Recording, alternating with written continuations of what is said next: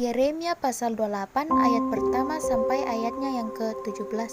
Firman Tuhan, Nabi Yeremia lawan Nabi Hananya.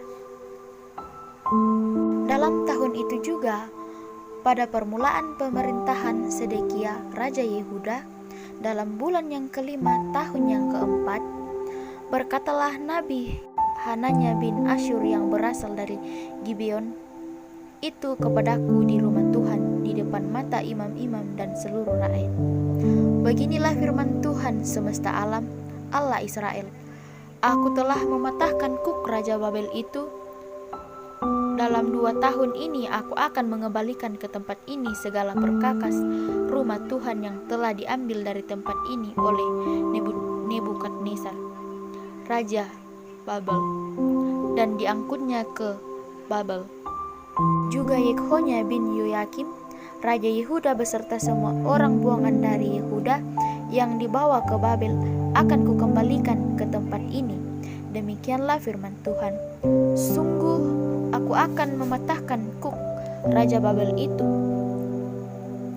Lalu berkatalah Nabi Yeremia kepada Nabi Hananya di depan mata imam-imam dan di depan mata seluruh rakyat yang berdiri di rumah Tuhan itu.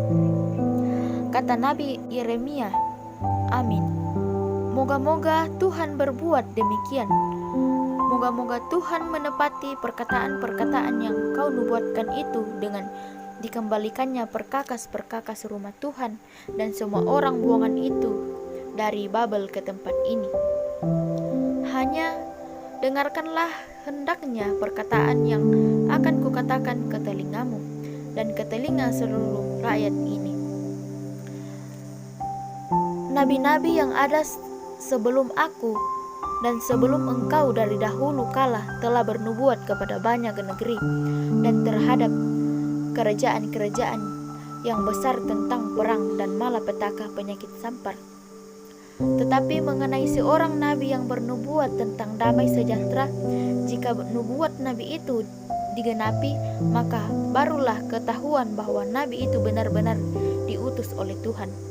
Kemudian Nabi Hananya mengambil gandar itu daripada tengkuk Nabi Yeremia, lalu mematahkannya.